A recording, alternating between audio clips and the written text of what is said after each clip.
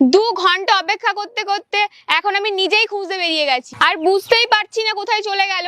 আর আমি তখন থেকে রাস্তায় অনেককে জিজ্ঞাসা করছি যদি কোনো কালো প্যান্ট, নীল শার্ট আর লাল লাল চুলের কোনো দিদিকে দেখে থাকে তো, কিন্তু কেউই বলতে পারছে না। ছি, এত নিচু মানুষ ওই পৃথিবীতে আছে 10 কোটি টাকার জন্য এইরকম করে? আপনি একদম চিন্তা করবেন না, আমি এখানের ক্লাবের মেম্বার। আপনি কি বলেন মেয়েটা কেমন?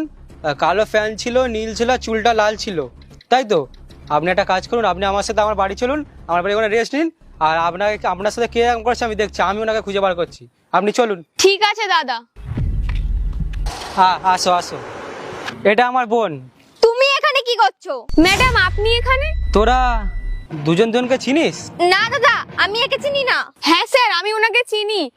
এই তো সেই যে আমাকে 5 মিনিটে টাকা দিয়ে যাবে বলেছিল। কোয়েল, তুইও টাকা দিসনি? আমি আরো ভাবছিলাম এরকম মানুষ কে হতে পারে যে আমাদের এখানে থাকে, যে ওনার টাকা দেয়নি। ওনাকে আমি আরো নিয়ে এসেছি ওই মেয়েটাকে খুঁজে বার করার জন্য, কিন্তু আমি এটা জানতাম না যে ওই সেই বাজে মেয়েটা আমার বোন। সরি দাদা, আমার ভুল হয়ে গেছে। আমি আমার পার্স ব্যাগটা বাড়িতে ভুলে গেছিলাম, এই জন্য আমি ওকে টাকা দিতে পারিনি। কিন্তু তুমি একে কি করে চেনো? আর একে তুমি বাড়িতে নিয়ে এসেছো কেন?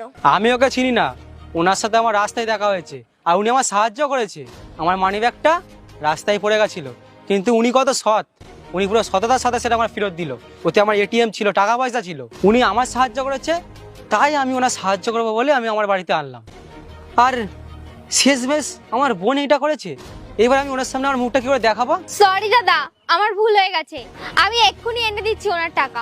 দাঁড়ান ম্যাডাম, এখন আর আপনার টাকা আনার কোনো দরকার নেই। আপনাকে শুধু বলার জন্যই খুঁজছিলাম, সামান্য 20 টাকার জন্য আপনি আপনার চরিত্রটা খারাপ করে দিয়েছেন। আপনার দাদাকে তো আমি চিনতামই না যে এটা আপনার দাদা, আমি শুধু ওনাকে হেল্প করেছি। একটা কথা বলবো আপনাকে ম্যাডাম, আপনি কখনোই গরিবদের টাকা নিয়ে ভালো থাকতে পারবেন না। আর আপনি আপনার দাদার থেকেই শিখুন মানুষটা কতটা সৎ। উনি জানেন যে গরিবদের সাথে কিভাবে ব্যবহার করতে হয়, আর আপনার মধ্যে না আছে ভালো ব্যবহার আর না আছে মানসিকতা। ঠিক আছে ছাড়ো, আমার যা বলার আমি তা বলে দিয়েছি, এখন আমি আসছি।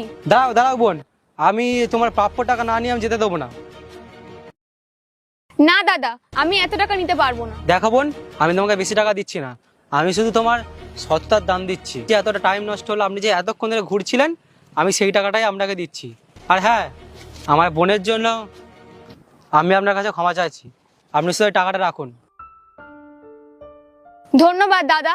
আজকে তুই আমার মাথাটা পুরো মাটিতে মিশিয়ে দিলি, লজ্জা লাগছে তোকে আমার বোন বলতে। বোন তুমি চলো, তোমার দাদা খাওয়া দাওয়া করে যাবে। দেখো, কখনোই না কোনো গরিবের টাকা মেরো না, কারণ সেই টাকা তোমার সইবে না। কেমন লাগলো জানাবে, তাড়াতাড়ি ফলো করে দাও।